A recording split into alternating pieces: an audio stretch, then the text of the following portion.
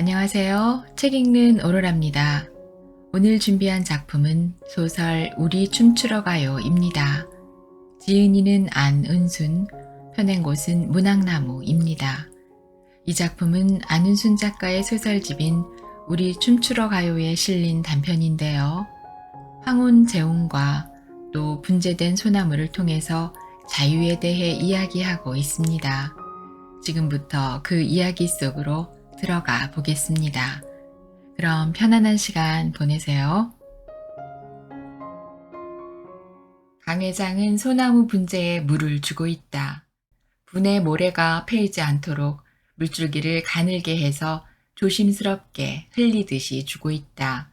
밑둥이 부분이 어린아이 주먹만큼이나 투박하게 도드라져 있는 소나무 분재는 억지로 구부리고 휘어놓아 수갑찬 죄인처럼 딱한 모습을 하고 있다. 굵은 줄기는 굵은 구리철사로 감고 가는 줄기는 가는 구리철사로 밑둥이 쪽에서부터 가지 끝까지 칭칭 감아놓은 모습은 처참하니 흉측스럽기까지 했다. 결혼 1주년을 축하한다며 호선 씨가 보내온 것이다. 비바람 치는 산에서 제멋대로 자라고 있는 것을 채취하여 분에 심은 것 같았다. 아니, 틀림없이 그랬다고 장담해 본다. 그도 그럴 것이 이 분재는 강 회장 집에 온 지가 1년이 넘었건만 아직도 적응을 하지 못해 몸살을 하고 있는 것을 보면 안다. 그 증거로 다른 분재 같으면 억제된 성장에 반해 궤형을 이루며 몸집을 자연스럽게 부풀렸을 테지만 이 분재는 아직도 휘감고 있는 구리철사한테 반항이라도 하듯 처음 올 때나 다름없게 성깃성깃하니 초라한 술잎이며 처음보다 더 허약해진 줄기로 겨우겨우 생존하고 있었다. 칭칭 구리철사에 감긴 흉한 모습을 풍성해진 잎으로 감추고 있는 단풍나무 분재와는 달리 절대로 굴복하지 않으려는 듯 뻣뻣하게 뻗치고 있는 세 개의 가지는 구리철사에 촘촘히 묶인 채 겨우겨우 생존하고 있었다. 가지 끝부분에 살아있다는 듯 윤기 없는 푸른 솔잎이 그나마 멋스럽다. 강 회장은 가냘픈 분재를 볼 때마다 소나무는 하루 한 번 이상 물을 주어야 하는데 물을 안 주어서 그런다고 인숙을 탓하듯 바라보곤 했다. 인숙은 그때마다 물뿌리개로 물을 주고 있지만 철사에 묶여 있어서 제대로 수분을 빨아들이지 못하는 것이라고 말해주곤 했다. 어쨌든 그녀는 소나무 분재를 강 회장에 비해 방치하는 편이다. 강 회장의 말을 무시해서라기보다 죄인처럼 칭칭 감겨있는 소나무 분재를 외면하려는 무의식이 앞선 때문이리라. 인숙은 소나무 분재를 보는 것이 힘들다. 특히 호선 씨가 보내온 소나무 분재는 유난히 그랬다. 볼 때마다 이상하게도 가슴이 콱 막히는 기분을 떨칠 수가 없었다. 소나무 분재를 볼라치면 짐승처럼 새끼줄에 꽁꽁 묶인 채 소리소리 지르던 여자가 생각났다. 검은 머리칼을 흔들며 울부짖던 그 불쌍한 여자가 어머니였다는 것을 안 것은 30년이나 지나서였다. 마음을 굳게 먹어라. 너의 어머니를 봐라. 지금은 얼마나 건강하냐. 정신과 병동에 찾아온 아버지는 손을 아프도록 꼭 쥐어주었다. 인호의 우울증도 가족의 병력과 무관하다고 볼 수는 없지 않은가. 인호가 가출할 줄을 누가 알았겠는가. 벌써 인호의 가출은 3번째였다. 물이 빠지면 다시 문갑 위에 올려놓읍시다. 이 분재 자리는 문갑 위가 제격이라니까. 그래도 분재 중에 분재는 소나무 분재예요. 아직은 어려서 몸살을 하느라 저렇지만 세월이 가면 아주 근사할 겁니다. 저래봬도 지리산 바위에서 자라던 걸 채취해서 만든 거라잖아요. 그래도 밑둥이가 조금씩 크는 것 같지 않은가요? 강 회장은 국보급의 귀중품이라도 만지듯 밑둥이 부분을 사랑스럽게 어루만지고 있었다. 하얀 학 한 쌍이라도 내려앉을 것 같은 상상이라도 하는 듯 그 눈빛은 고요하기까지 했다. 이제 그만 식사하세요. 벌써 7시예요. 진즉부터 분재 곁을 떠나 현관문 벽에 기대선 채 푸르게 부풀어 오르는 잔디를 내려다보던 인숙은 강 회장을 채근했다. 벌써 그런가? 아, 그렇지. 오늘 저녁은 프라자 호텔에서 회식이 있다는 거 알고 있지요? 그제야 강 회장은 손을 털며 일어나 거실로 들어온다. 인숙이 건넨 타월로 젖은 손을 닦는다. 그리고 식탁으로 와서 앉았다. 오늘 모임은 중소기업 사장 부부 모임이지만 특히 내가 초대한 것이니 당신이 빠지면 안 돼요. 부인들 중에는 미스 코리아 출신도 있고 전직 아나운서도 있으니 당신도 미장원에 들려서 단장을 하고 와요. 강 회장은 야채나물에 구운 조기와 된장국이 놓인 아침 식사를 식욕이 당긴 듯 왕성하게 먹기 시작했다. 인숙도 강 회장과 마주 앉아 아침을 먹는다. 오랜 세월 혼자서 밥을 먹곤 하던 그녀로선 강 회장의 출근 시간에 맞춰 아침 식사를 한다는 게 여간 불편하지 않다. 입안에 밥을 넣고 씹어보지만 식욕이 없다. 소나무 분재가 좁은 분에 적응을 못하듯 그녀도 강 회장의 집에 적응을 못하는지도 모르겠다. 오늘 제가 그 자리에 꼭 있어야 돼요. 인숙은 조기의 하얀 속살에서 가시를 발라낸 후 강 회장이 떠올린 밥수저 위에 올려준다. 무슨 소리요? 오랫동안 당신이 기다린 모임이잖소. 강 회장은 조기살이 올려진 수저를 입에 넣지 못하고 눈을 크게 뜨고 있다. 실망감이 찬 놀라운 눈빛임을 순간적으로 감지한 인숙은 자신이 한 말이 얼마나 잘못된 것인가를 깊이 뉘우쳐야 했다. 오늘 남양주에 좀 가봐야 할 것 같아서요. 인호 있는 곳을 알아냈대요. 인호가 묵고 있는 모텔에서 전화가 왔대요. 지난번 들어온 뒤로 한 달 만에 또 잠적해서 그동안 수소문하고 있었거든요. 미안해요. 좋은 일도 아니어서 말씀 못 드렸어요. 그 동생 왜 자꾸 잠적하는 거요? 어린애도 아니면서. 지금 남양주 어느 모텔에 있다고 모텔 주인한테서 전화가 왔대요. 오늘 제가 가서 데리고 오려고요. 어머니 혼자서 애가 타는데 어쩌겠어요. 인숙은 인호의 가출에 대해서 말해야 하는 것이 싫다. 강 회장은 벌써 인호가 회복 불능의 중증 환자인 것을 알고 있는 것 같았다.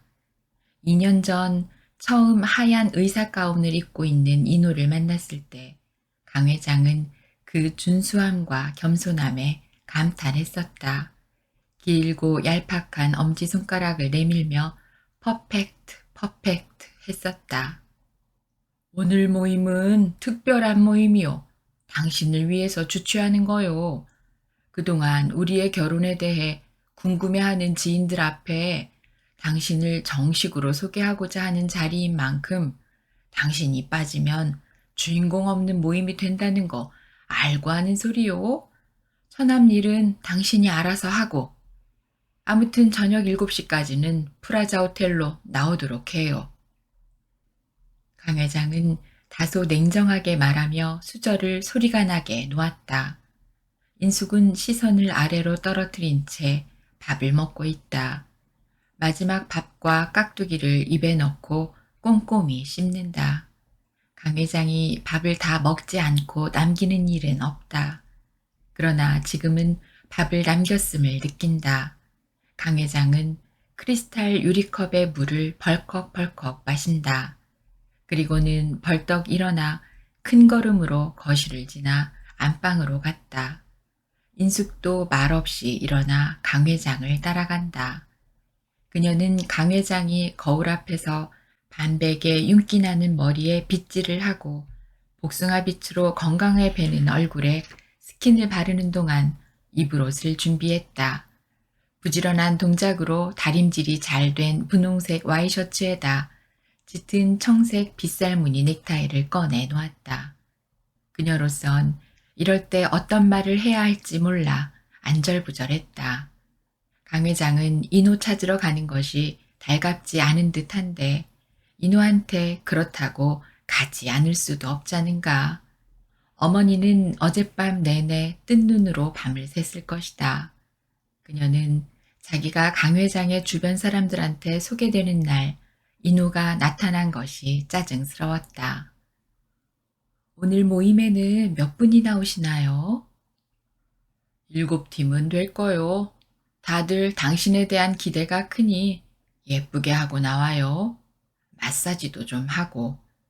당신 수수한 것은 내가 좋아하는 것이지만 오늘은 자리가 자리인 만큼 챙기고 나오는 게 예의가 아니겠소? 거울 속의 강 회장은 굳어있는 자신의 표정을 의식한 듯 애써 부드럽게 말하고 있었다. 인숙은 잠시 딱딱해진 분위기를 살리고자 윙크하며 웃어준다. 사람들은 그녀에게 무뚝뚝하다고 말한다. 그러나 20년이 넘도록 혼자 살아온 그녀는 의외로 자신을 컨트롤하는 데 익숙했다. 그녀는 강 회장의 마음을 읽는 순간 어떻게 반응해야 할지를 알았다. 진정한 자존심은 지는 것이고 낮아지는 것이다. 강 회장은 세련된 사람이다. 지금까지 강 회장만한 남자는 못 만났다. 물론이에요. 오늘은 우리가 주인공인데 옷부터 주인공 의상이어야지요. 그래서 오늘 회장님의 의상을 화사한 것으로 고른 겁니다. 전 분홍 원피스에다 청색 스카프를 곁들일 생각이에요. 어때요? 우리 두 사람이 이렇게 세트를 이루는 게 마음에 드세요? 인숙은 장롱 속에 걸린 원피스와 기다란 스카프를 꺼내 보이며 필요 이상으로 애교를 떨었다. 그것은 감동했을 때면 자기도 모르게 나오는 비음이 섞인 목소리였다. 그동안 강 회장이 자신을 주위 사람에게 언제쯤 소개할 것인지 얼마나 기다렸던가. 이 저택에 들어와 강 회장과 한 침대에서 아침을 맞고 저녁을 맞은 지도 2년이 넘었다. 하지만 그녀와 강 회장은 법적 절차를 안 밟았으니 법적으로는 아직 남남이었다. 언제부턴가 인숙은 날이 갈수록 위축이 되었다. 전화 한 통화 마음대로 받을 수 없고 집에 방문자가 와도 여주인의 품위를 갖고 대하기도 그렇고 안 그러기도 그랬다. 그렇지만 애초부터 법적 절차는 차차로 하기로 한 만큼 강 회장이 서둘지 않는 한 그 문제를 가지고 이제 와서 불편한 심기를 드러낼 수도 없었다. 강 회장의 자녀인 미정과 정훈도 마찬가지였다. 아버지와 같이 사는 여자를 어떻게 호칭해야 할지 몰라 되도록 피하는 눈치였다. 인숙은 언제부턴가 이런 상태로 계속 이 집에 산다는 것이 불편해지기 시작했다. 거기다 강 회장은 가장의 권위를 중요시하여 날이 갈수록 구속하고 있지 않은가. 6시 이후에는 어떤 일이 있어도 집에 돌아와 퇴근하는 강 회장을 맞아야 하고 특별한 경우가 아닌 한 외출도 삼가달라고 했다. 이것은 아닌데. 그녀는 언제부턴가 가슴이 답답해졌다. 죄송해요. 오늘이 오기를 기다렸는데 하필 이런 날 동생이 또 절 애먹이네요. 인숙은 강 회장이 옷을 입는 것은 물론 넥타이를 매는 것까지 세심하게 거들어주고는 눈치를 살피며 조심스럽게 입을 열었다. 그 동생 참 엉뚱하구만. 아니 나이가 몇인데 남들은 못하는 성공을 하고도 걸핏하면 집을 나가고 그래. 와이프하고는 영 이별인가? 그런가 봐요. 그러지 않고야 절이 될 이유가 없잖아요. 일찍 와요. 어떤 일이 있어도 늦으면 안 돼요. 차를 보내줄까? 괜찮아요. 택시 타고 다니죠, 뭐. 걱정 마세요. 일찍 갈게요. 알았어. 당신을 기쁘게 해주고 싶었는데, 어? 이 옷이 오늘 당신이 입고 올 옷인가? 우리 집에 처음 오던 날 입었던 그 원피스지? 당신을 모델쯤으로 보이게 하던 그 옷? 뒤늦게 강 회장은 인숙이 꺼내놓은 원피스에 관심을 보였다. 기억도 잘하시네요. 그날 모델같이 보였어요. 그랬었지. 댄서 같기도 하고. 참, 당신 춤출 줄 알아? 언제 한번 블루스 추러 가고 싶은데 그날 자네랑 춤추러 가고 싶다는 생각을 했었거든.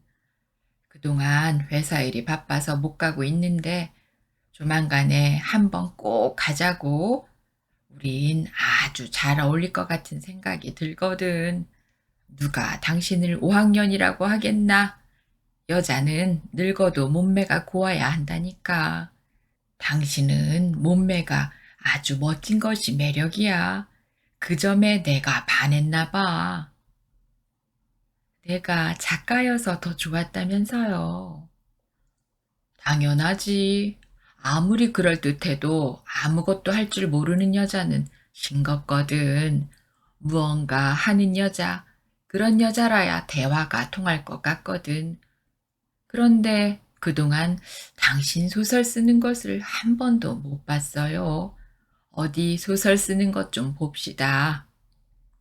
강 회장은 거울 앞에서 필요 이상으로 옷매무새를 고쳐주고 먼지를 가볍게 털어주는 그녀를 향해 만족한 듯 웃었다. 인숙은 강 회장이 이런 순간을 즐기는 것 같다고 생각하며 남자의 행복이란 것이 이런 거구나 느껴본다.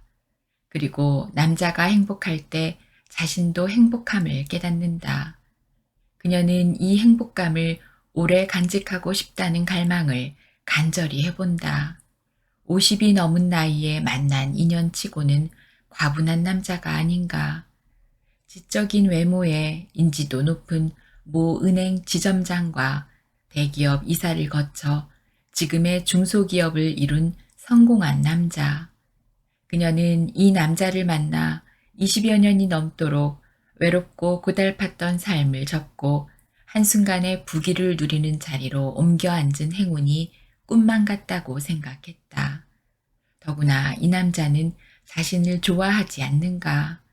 자신의 큰 키와 늘씬한 다리를 좋아하고 자녀가 딸리지 않은 이혼녀임을 좋아하고 소설을 쓰는 작가라는 점을 좋아했다. 더구나 그녀는 사치나 허영과는 거리가 멀었으니 기업 확장에 몰두하는 강 회장은 전처의 씀씀이를 간섭하느라 고생했던 지난날의 전처를 다시 밟지 않아도 되니 좋다고 했다. 그런데 이노의 발병은 이 남자와의 새 생활에 알게 모르게 걸림돌이 되고 있었다. 한 번도 아니고 벌써 세 번째가 아닌가. 소설이 그렇게 쉽게 써지나요? 머리와 가슴 속에서 새김질을 수없이 하고도 진액을 빼는 작업인데. 하지만 쓰게 될 때는 저한테 살림살이 맡기지 마세요. 신선한 생선 타령도 해서는 안 될 거예요. 인숙은 거울을 등지고 강 회장의 칼날을 세워주며 또 한 번 활짝 웃었다. 비린내 나는 고등어를 먹이겠다는 거요? 그것만은 싫은데. 그때만은 제 코가 비린내 나는 생선인지 신내 나는 김치인지 구분을 못할 건데요. 좋아요. 소설 쓸 때는 차라리 사람을 두지. 그 대신 명작을 써야 돼요. 전 항상 명작만을 쓰고 있어요. 남들이 명작으로 봐주지 않을 뿐이지요. 그녀는 크게 웃었다. 강 회장도 빙긋이 웃었다. 현관 앞엔 벌써 정훈이가 나와 있다. 아침도 먹지 않은 정훈이는 세수도 안 한 듯 머리가 부스스하다. 그녀가 강 회장의 가방을 들고 나가자 가방을 받아갔다. 헐렁한 양복을 입고 있는 것이 마치 남의 옷을 빌려 입은 듯하다. 아니, 실제로 빌려 입은 옷이다. 정훈이는 양복 입기를 싫어했다. 그런데도 아버지의 강요 때문에 어디서 빌려와 아버지와 같이 회사에 갈 때만 입었다. 누난 아직도 자냐? 어젯밤 늦게 들어오는 것 같았어요. 정훈이는 아버지를 보지 않고 말했다. 물론 그녀도 보지 않았다. 세상을 싫어하는 것 같은 불만이 찬 눈빛은 언제나 아버지나 그녀를 바로 보지 않았다. 그래도 어른에 대한 예의를 지키고자 어깨까지 굽힌 자세로 인사하는 것이 그나마 순진해 보인다.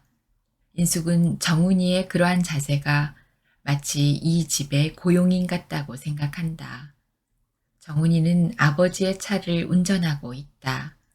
빈둥거리며 노느니 기사 구할 때까지 운전 좀 하라고 한 것이 벌써 반년이 다 되고 있다. 그동안 기사를 구했다면 10번도 더 구했겠지만 강 회장은 계속해서 아들에게 운전을 맡기는 것 같았다. 공부도 안 하면서 쓸데없이 나돌아다니는 대신 회사 일에 관심을 갖게 하려는 것 같았다. 누나한테 술 좀 그만 먹으라고 해라.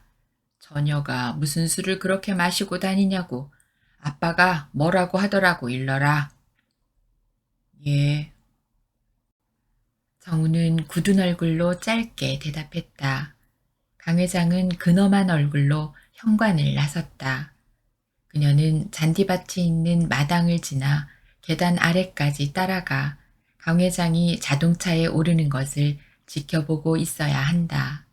아버지보다 먼저 운전석에 앉은 정우는 시동을 걸고 아버지가 뒷좌석에 앉기를 기다렸다가 문이 닫히자 즉시 출발했다. 아참, 소나무 분재 문갑 위에 놓아요. 내가 깜빡 잊었네요.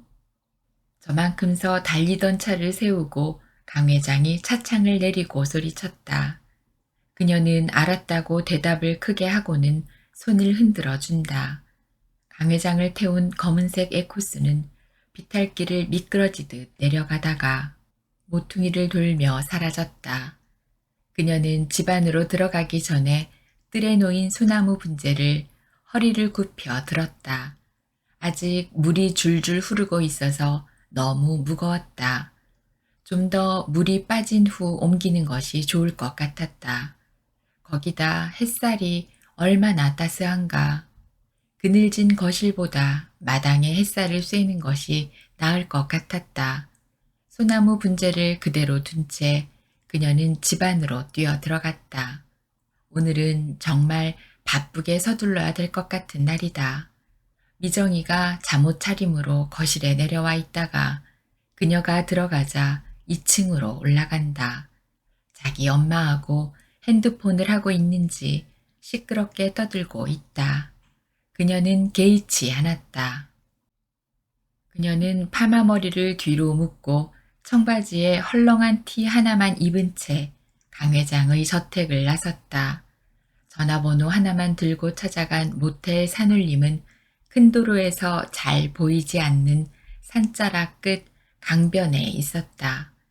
동화 속 궁전처럼 아름다운 하얀색 건물이 강을 바라보고 있었다. 넝쿨 장미로 아치를 한 출입구를 들어서자 주인 남자가 현관에 나와 있다가 인숙을 맞았다. 서울서 오셨죠? 저를 따라오세요. 주인 남자가 인도한 곳은 2층 사이드 방이었다. 방문을 열자 담배 냄새로 구토가 났다.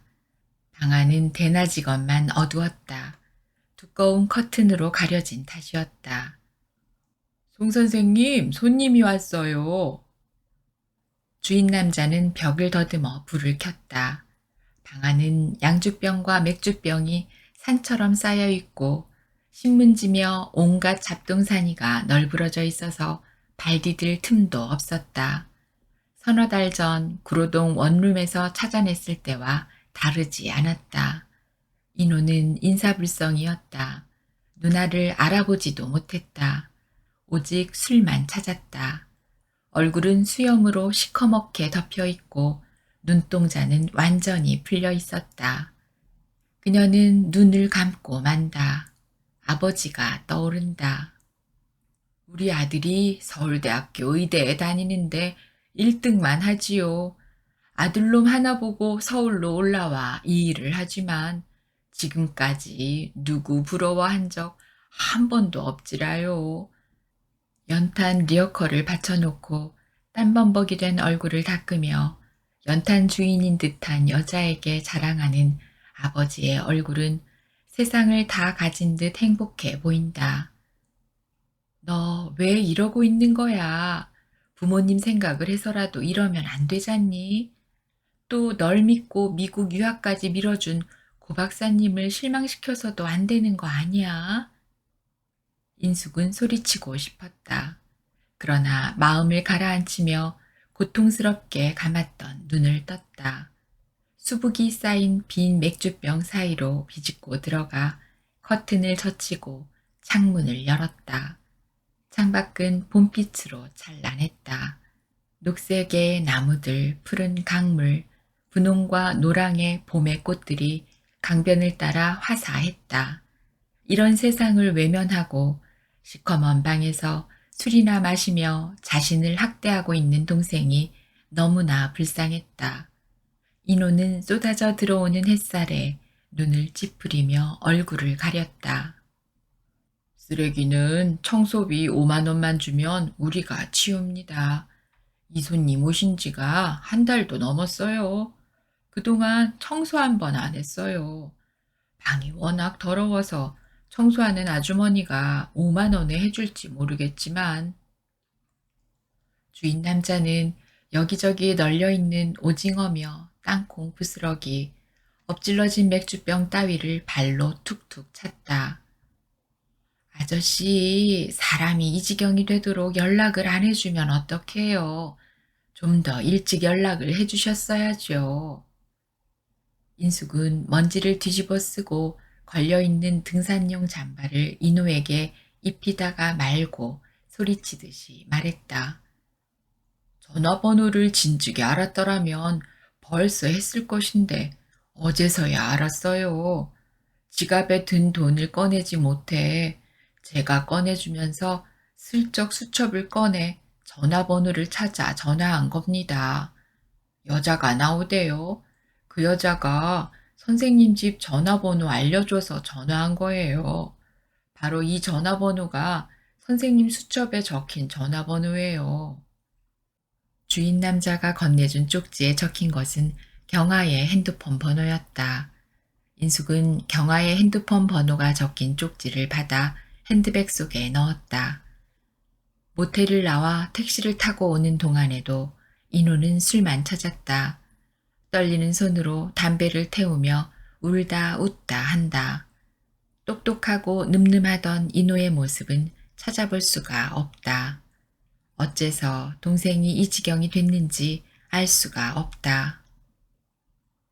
정신과 치료를 받아야겠어요. 이대로 놔두면 아주 폐인이 됩니다.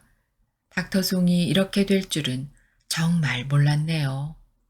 부인과는 아주 헤어진 건가요? 고 박사는 실감이 안 난다는 듯 고개를 연신 갸웃거렸다. 은지 엄마 말로는 헤어졌대요. 이혼으로 인해 충격을 받은 것 같아요. 치료하면 안정을 찾을 겁니다. 곧 수속을 밟아 입원합시다. 좀 더 빨리 찾았으면 좋았을 것인데 우울증에다 술 중독이 너무 심해요. 회복하기 힘들까요? 본인의 의지가 중요하죠. 닥터송이 삶의 기쁨을 찾아야 할 텐데 참 딸아이가 은지였죠. 은지는 누가 양육하나요? 엄마가 데리고 갔어요. 고 박사는 고개를 끄덕였다. 오면서 은지를 부르며 내내 울었어요. 나를 만나게 해주면 좋아질지도 모르겠어요. 고 박사는 고개를 갸웃하며 입술을 깨물었다. 인호를 아는 의사나 간호사들은 놀라움과 걱정스러운 눈빛을 하며 한쪽에서 수군거리고 있었다. 인숙은 술을 달라고 애원하는 인호를 뿌리치고 밖으로 나왔다. 가슴이 아팠다. 찢어지게 아팠다.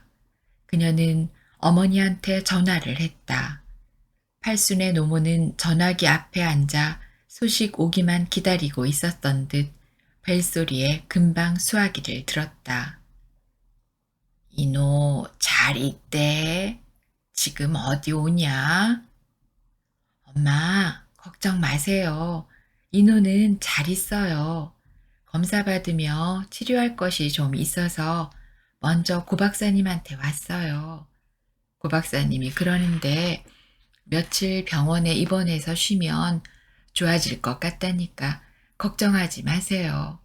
그리고 엄마도 병원에 오실 필요 없어요. 제가 있을 테니까요. 난 오라고 해도 가지 못한다. 길을 알아야 가지. 난 너만 믿는다. 이제 인호도 네가 돌봐야 할 거다. 우리 집은 이제 너밖에 없다. 난 하나님께 기도만 할란다. 80 노모는 모든 것을 큰딸에게 맡기고 있었다. 아니, 하나님께 맡기고 있었다. 어머니는 한평생을 하나님만 의지하며 산다. 인숙은 핸드폰을 닫아버린다. 하늘 한번 보고 고개를 떨어뜨린 채 생각에 잠겨 있다. 한참 후 벤치에 가서 앉는다. 병원 마당에는 환자복 입은 사람과 보호자들이 거닐고 있었다. 봄볕은 따사롭고 무더기로 피어있는 장미넝쿨 위의 꽃은 탐스러웠다. 시계를 본다. 3시 전이었다. 미장원에 들렀다가 집에 가서 옷 갈아입고 가면 6시까지 프라자 호텔에 당도할 것 같았다. 인숙은 서둘러 병원을 나섰다. 원피스를 입는다고 했죠? 그러면 머리를 올리는 것보다는 자연스럽게 부풀려서 빗어내리는 것도 괜찮겠어요. 사모님의 마른 볼을 커버도 할 겸 10년은 젊게 보이거든요. 그리고 집에 가시면 찰랑거리는 커다란 귀걸이를 하세요. 미세스 최의 자신감 있는 권유를 그녀는 한 번도 거역해 본 적이 없다. 미세스 최는 20년 단골로 인숙의 헤어스타일을 만족시켜 주었다. 그러나 오늘은 강 회장이 좋아하는 올린머리 스타일을 주문하고 싶어진다. 그냥 올려줘 봐요. 얼굴에 볼터치 좀 하면 되지 않을까요? 뭐 굳이 해달라면 해보죠. 그런데 선생님이 올림머리를 해달라기는 처음이에요. 무슨 좋은 일이 있으세요? 재혼이라도 하는 것 같아요. 미세스 최한테 아직 재혼했다는 이야기를 안 했던가? 인숙은 뜬모를 미소만 짓고 있다가 곧 정색을 하고 말했다. 나 재혼하면 축하해 줄래요? 그럼요. 그동안 선생님 같은 분이 혼자 산다는 게 이해가 안 되었어요. 아무리 허름하게 하고 다녀도 귀티가 나고 고우세요. 다 늙은 여자 놀리지 말고 어서 머리나 잘 해줘요. 오늘 미스 코리아보다 더 예뻐야 하거든요. 정말이군요. 어떤 분이에요? 미세스 최의 얼굴이 호기심으로 가득 찼다. 같이 차를 마시고 술을 마시고 싶은 남자. 아무리 같이 있어도 헤어지고 싶지 않던 남자. 갈색 바바리가 특히 잘 어울리는 남자. 비 오는 날 같이 우산을 쓰고 남산을 거닐었던 남자. 그때 재혼을 승낙했던 이야기를 미세스 최에게 얼마나 하고 싶었던가. 그러나 지금까지 내색도 안 한 것은 늘 얻는 순간 빼앗기거나 사라지곤 했던 경험 때문일 거다. 아니, 어쩌면 재혼이 자기에게는 맞지 않는 옷처럼 느껴져서인지도 모르겠다. 휴대폰의 벨이 울린다. 강 회장이었다. 준비는 다 되었느냐고 묻는다. 그녀는 이제 집에 가서 옷 입고 출발할 거라고 말한다. 예쁘게 하고 와요 하고 강 회장은 거듭 당부했다. 나름대로 성공했다고 자부하는 남자들의 모임에서 강 회장은 인숙을 통해 더욱 빛나고 싶은 것이다. 미스 코리아 아나운서 출신의 부인들 앞에 인숙이 소설가임을 이미 소문낸 강 회장이 아닌가. 실크 원단에 목선이 높은 은빛 반짝이 장식이 빛나는 분홍 원피스를 입고 서 있는 중년 후반의 여자는 다소 말라 보이긴 해도 여전히 세련되고 우아하다. 이마 위로 앞머리를 살짝 빗어내려서 뒤로 쪽진 머리 스타일도 의외로 인숙을 젊고 귀엽게까지 변신시켜 놓았다. 역시 미세스 최의 실력은 알아주어야 한다. 진주 목걸이에 진주 귀고리로 마지막 치장을 했을 때 인호로 인해 어두웠던 마음도 말끔히 잊게 해주었다. 그녀는 만족한 얼굴로 집을 나섰다. 6시까지 프라자 호텔에 도착하는데 전혀 문제가 되지 않을 것 같다고 생각하니 바빴던 하루가 오히려 보람차기까지 했다. 프라자 호텔이 저만큼 보이기 시작하자 그녀의 가슴은 긴장되기도 하고 설레기도 했다. 강 회장을 위해 모두에게 좋은 인상을 주고 싶다. 입꼬리를 지그시 올리며 웃음을 지어본다. 강 회장은 벌써 나와서 모든 준비를 완벽하게 하고 있을 것이다. 그리고 그녀가 오기만을 기다리고 있을 것이다. 프라자 호텔 앞에 다 왔는데 휴대폰이 울린다. 뜻밖에도 고박사였다. 닥터송 집에 안 왔나요? 병실 아무데도 닥터송이 안 보여서요. 입원실에서 휴식하며 자는 줄 알았는데 간호사가 그러는데 안 보인 지가 2시간은 될 것 같다니까 집에 갔나 하고 전화드린 겁니다. 모르겠는데요. 큰일이네요. 닥터송을 찾아야 하는데 갈 만한 곳이 있으면 아는 대로 좀 찾아봐 주세요. 저희들도 더 찾아보겠습니다. 죄송해요. 간호사들이 닥터송이 중환자라는 것을 잠시 잊은 것 같습니다. 어머니 집에 전화해 볼게요. 온몸에서 힘이 다 빠지는 것 같았다. 이제 어디서 인호를 찾는단 말인가. 문득 아무리 성공한 사람일지라도 노숙자가 될 수 있겠다는 생각을 했다. 또 남들이 아무리 부러워하는 직장도 본인이 행복하지 않으면 무슨 의미가 있는가. 인숙은 택시에서 내려 호텔 안으로 들어가지 못하고 서 있다. 어머니한테 전화하니 인호가 오냐고 묻고 있다. 인호는 어머니가 계시는 집, 아니 이젠 인호의 거처가 되어야 할 집에 가지 않은 것이다. 그러면 어디로 간 것일까? 손을 떨며 술 한 잔만 달라고 하던 모습이 떠오른다. 순간 병원 안 마트에 있는지도 모르겠다는 생각이 든다. 고 박사는 계속 통화 중이었다. 회식 시간은 아직 20여 분이 남았다. 병원에 가서 주변을 찾아봐야 할 것 같았다. 그녀는 저만큼 보이는 전철역을 향해서 뛰었다. 빽빽하게 오르고 내려가는 인파를 헤치고 계단을 내려가면서 전철 카드를 찾았다. 경화에 전화번호가 적힌 쪽지가 먼저 손에 쥐어졌다. 그렇다. 경화한테 갔을지도 모르겠다. 은지를 보고 싶어 하지 않았던가. 인숙은 핸드폰 번호를 눌러 찍었다. 제발 경아한테 가 있길 바라는 마음에 숨이 멎을 것만 같았다. 경아가 모른다면 인사불성인 인호를 찾기는 힘들 것이다. 다행히도 경아는 그녀의 전화를 기다렸다는 듯이 받았다. 그렇잖아도 형님한테 전화하려고 전화번호를 찾고 있었어요. 지금 은지 아빠가 서초경찰서에 있어요. 형님이 가보셔야겠어요. 인숙은 잠시 말을 잇지 못했다. 가실 거죠? 경아는 채근하듯 말했다. 경찰서엔 왜 가 있대?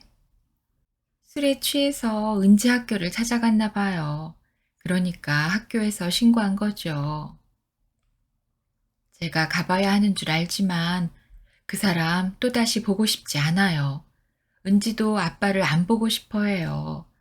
저 일주일만 있으면 다시 미국으로 들어가요. 은지 데리고 갈 거예요. 죄송해요. 형님, 사랑해요. 그리고 존경해요. 그리고 형님만 믿어요. 경화와의 통화는 마음이 아팠다. 두고두고 아플 것 같았다. 인숙은 전철을 타고 오면서 울었다. 안 울려고 해보지만 자꾸 눈물이 쏟아졌다. 도저히 그냥 밖으로 나갈 용기가 나지 않았다. 화장실로 달려가 거울을 본다. 얼굴은 퉁퉁 부어있다. 화장은 다 지워지고 얼룩져 있다. 곱게 빗어올린 쪽진 머리도 생뚱해 보였다. 머리를 풀어내린 후 손가락으로 빗는다. 시간은 어느덧 자정에 가까운 시간이었다. 휴대폰을 열어보니 강 회장한테서 온 부재중 전화가 12번이나 됐다. 인숙은 체념을 하며 나가는 곳이라는 화살표를 따라간다. 밀려가는 사람들을 따라 걷는다. 신장로에서 인호를 아는 채 어머니는 조그만 애들한테 모래흙을 맞고 있다. 인호가 흙덩이에 맞을까봐 인호를 가슴에 안고 등을 돌린 채 쪼그리고 앉아있다. 미친년, 미친년. 아이들은 소리쳤다. 그런데도 어머니는 희죽희죽 웃고 있다. 웃고 있는 어머니의 얼굴에서 피가 흐르고 있다. 아니, 인호의 얼굴에서 피가 흐른다. 내 딸을 한 번만 보게 해줘요. 인호는 경찰관에게 애원한다. 이런 상태로는 안 된답니다. 경찰관은 앰뷸런스 안에 인호를 밀어넣는다. 인숙의 눈에서 다시금 눈물이 쏟아지기 시작했다. 인숙은 계단을 올라가다 벽에 기대어 서서 엉엉 울었다. 어깨를 들먹이며 끄억끄억 울었다. 막차를 탄 사람들은 썰물처럼 빠져나가느라 인숙과 자꾸 부딪혔지만 그녀는 벽에 의지한 채 한참을 더 그러고 서 있었다. 현관 키를 아무리 돌려도 문이 안 열린다. 안에서 보조키의 안전장치를 눌러놓은 모양이다. 인숙은 용기를 내어 인터폰을 했다. 띵동 소리가 밖에까지 확연하게 들린다. 그러나 안에서는 기척이 없다. 인숙은 다시 한번 인터폰을 한다. 역시 기척이 없다. 강 회장은 불을 켠 채 잠이 든 것일까? 아닐 것이다. 강 회장은 불이 켜 있으면 잠을 자지 못하는 사람이다. 커튼을 내리지 않아 방에서 흘러나오는 불빛으로 정원이 환했다. 잔디와 나무들이 불빛에 반짝거린다. 강 회장은 오늘 마음이 무척 상해 있을 것이다. 아직까지 소식도 없다가 야심한 시간에 돌아온 인숙을 용서할 수 없는 것이리라. 날짜까지 받아 소개하고자 했는데 콧배기도 안 보였으니 초대한 손님들 앞에 무슨 망신인가. 아침부터 신신당부했건만 변명도 없이 끝내 안 나온 그녀를 용서할 수 없다고 단단히 마음먹고 있는지도 모르겠다. 때문에 그녀는 강 회장 앞에 무릎 꿇고 사죄할 준비도 되어 있었다. 인숙은 또 한 번 더 인터폰을 했다. 그러자 방 안의 불이 일제히 꺼졌다. 예상대로 강 회장은 자지 않고 있었던 것이다. 그녀는 치욕을 느꼈다. 보조키의 안전장치까지 눌러놓고 문을 열어주지 않다니. 그것은 절대로 받아주지 않겠다는 무언의 의사가 아닌가. 그녀는 현관 앞에 못 박은 듯 그대로 서 있다. 돌아서게 되면 영영 현관 안으로 못 들어갈 것 같아서다. 강 회장과 헤어지는 것도 싫었다. 이혼은 한 번으로 충분하다고 생각했다. 처음 결혼은 사랑과 열정 하나만으로 시작하여 실패했지만 강 회장과의 만남은 보다 신중했었다. 부모님의 동의를 구하고 그쪽 자녀들의 동의까지 받았다. 인호의 발병은 뜻밖이었다. 은지 교육을 위한다고 경아와 은지가 미국에 나가 있었던 것이 원인이라고만 생각하고 있다. 현관문에 이마를 대고 서 있다. 미령이를 두고 혼자 나오던 때가 생각났다. 너도 미쳤냐? 이 더운 날 애기 혼자 두고 싸돌아다니는 여자가 어디 있냐? 시어머니는 축 늘어져 버린 미령이를 안고 소리쳤다. 허연 거품이 입가에 붙어 있다. 어머니, 잘못했어요. 잠들어 있어서 더 자라고 이불을 덮어주고 운동 좀 하려고 뒷산에 올라갔어요. 그런데 미령이가 그렇게 빨리 깰 줄은 몰랐어요. 그때 손이 발휘되도록 빌었어야 했다. 그러나 그녀는 방바닥에 널려있는 원고지를 걷어들고 현관을 나왔다. 경솔하다, 경솔하다. 마음 한켠에서 들려오는 소리를 그녀는 애써 무시한 채 파란 대문을 빠져나왔었다. 방 안의 불빛은 사라졌지만 정원은 달빛으로 밝았다. 잔디밭은 은은히 쏟아지는 달빛으로 고요하고 나무마다 달빛을 받아 괴기한 형상을 만들고 있었다. 도로변 불빛도 담벼락을 따라 불그레하게 정원을 비추고 있다. 인숙도 피곤했다. 그녀는 현관문에 기대어 앉아있다. 진즉에 문갑 위에 올려 있어야 할 소나무 분재가 아직도 뜰에 있었다. 구리 철사에 칭칭 묶여있는 것이 마치 커다란 애벌레처럼 보였다. 어릴 때 본 새끼제비가 생각났다. 누군가가 장난삼아 나무에 못질을 해놓아 머리와 다리를 버둥대며 몸부림치던 새끼제비는 끝내 대못을 벗어나지 못하고 죽었다. 문득 인숙은 소나무 분재 앞으로 가서 가지 하나를 잡고 구리철사의 밑부분부터 만져본다. 가지 끝부분에 이르렀을 때 까칠한 매듭 같은 게 만져졌다. 그녀는 매듭을 손가락으로 풀어냈다.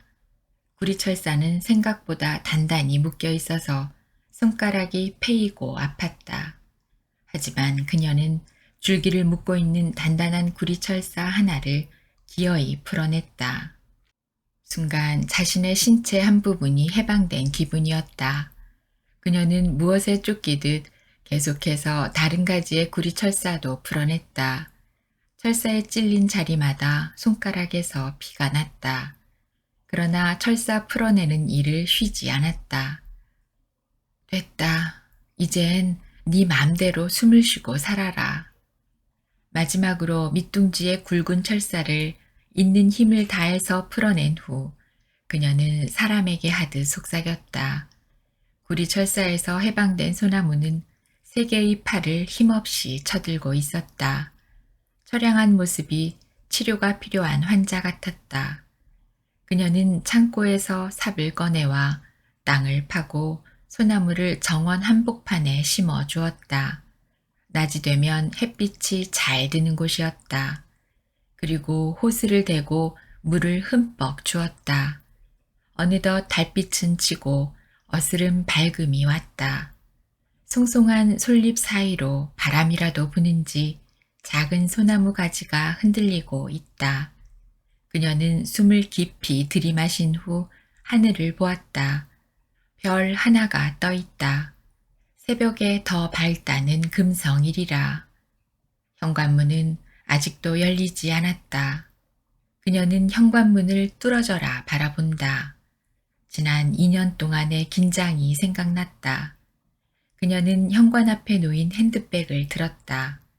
현관 벽에 걸린 전면 거울에 분홍 원피스와 청색 머플러에 키 큰 여인이 서 있다. 강 회장이 블루스를 추고 싶어 한 여자였다.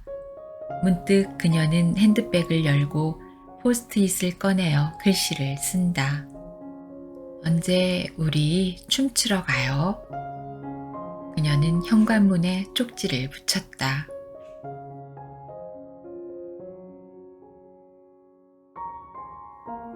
오늘 낭독은 여기까지입니다.